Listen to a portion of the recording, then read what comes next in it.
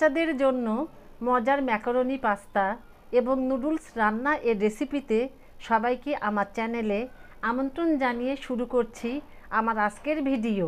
আমি মোর্শেদা। আসসালামু আলাইকুম। কেমন আছেন সবাই? আলহামদুলিল্লাহ, আমিও অনেক ভালো আছি। এবার চলে আসলাম আজকের রেসিপিতে। এখানে আমি চুলার উপর একটি পাত্রে পর্যাপ্ত পানি দিয়ে নিয়েছি।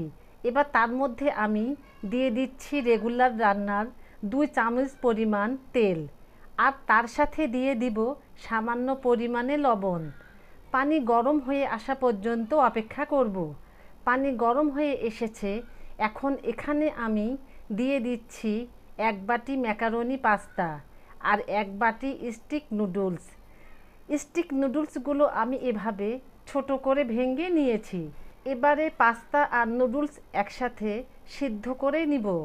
7-8 মিনিট জাল করে নিলেই সিদ্ধ হয়ে যাবে। এবারে আমি গরম পানি ঝরিয়ে ঠান্ডা পানি দিয়ে শীতল করে নিব। চুলার উপর আবারও একটি পাত্র বসিয়ে দিলাম। তাতে দিয়ে দিচ্ছি পরিমাণ মতো তেল। তারপরে তেল গরম হয়ে আসলে তাতে আমি সামান্য কিছু রসুন কুচি দিয়ে দিলাম। কয়েক সেকেন্ড ভেজে নিব সুন্দর একটা অ্যারোমার জন্য। এখন এর সাথে অ্যাড করে দিলাম বড় চামচের একটা পেঁয়াজ কুচি আর ছোট করে কেটে নেওয়া কাঁচামরিচ 2-3টি। সবগুলো একটু নরম করে ভেজে নিব। আমার নরম করে ভেজে নেওয়া হয়ে গিয়েছে।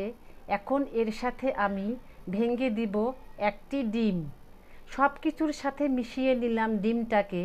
ডিম মেশানো হয়ে গেলে এখানে আমি দিয়ে দিলাম ছোট করে কেটে নেওয়া টমেটো 1টি, নেড়ে চেড়ে দিলাম। এখন একটু লবণ দিয়ে দিব। তারপর দিয়ে দিব 1 প্যাকেট নুডলস এর মশলা। সবগুলো এখন নেড়ে চেড়ে দিচ্ছি।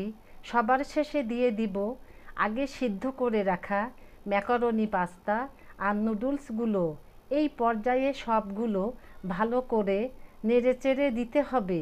কিছুক্ষণ চুলার উপর রেখে নেড়ে চেড়ে দিলেই তৈরি হয়ে যাবে আমার আজকের রেসিপি, বাচ্চাদের জন্য মজাদার ম্যাকারনি পাস্তা আর নুডলস এর রেসিপি।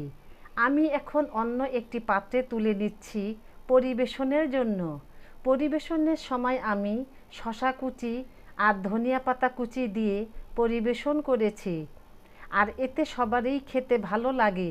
আমি এটুকু আশা করছি যে আমার আজকের রেসিপি আপনাদের ভালো লেগেছে। বাসায় ট্রাই করে দেখবেন।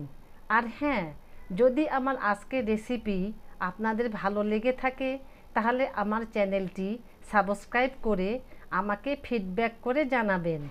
পরের রেসিপি দেখার আমন্ত্রণ জানিয়ে আজ আমি বিদায় নিলাম। সবাই অবশ্যই ভালো থাকবেন। আল্লাহ হাফেজ।